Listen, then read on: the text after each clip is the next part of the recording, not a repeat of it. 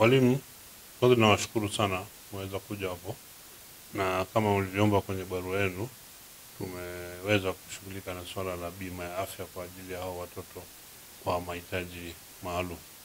Kwa hiyo leo na wakabidhi kadi zote kwa watoto 141 wanafunzi hao ambao itawasaidia mwaka mzima kwa ajili ya kupata tiba kwenye hospitali za serikali.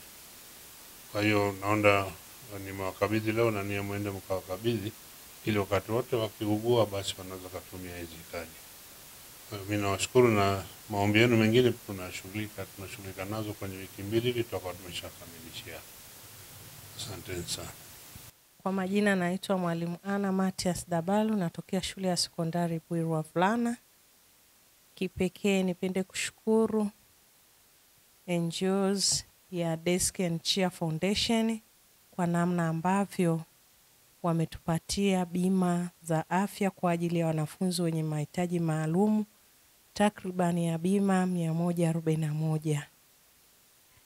Mungu awabariki sana NGOs ya Desk and Chair Foundation kwa kuwasaidia wanafunzi au watu wenye mahitaji maalum.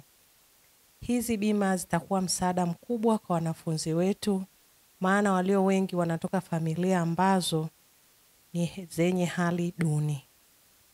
Hata wakiwa wanaumwa tunapata shida sana kuwasaidia.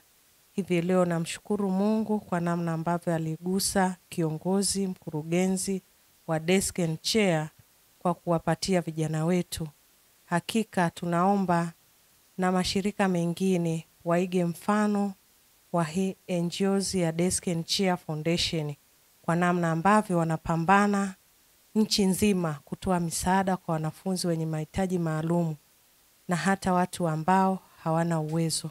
Kwa kweli tunakushukuru sana mkurugenzi. Mungu akubariki sana, na pale ambapo unatoa, Mungu aendelee kukupa afya njema katika kupambania watu wenye mahitaji maalum duniani pote. Asante sana.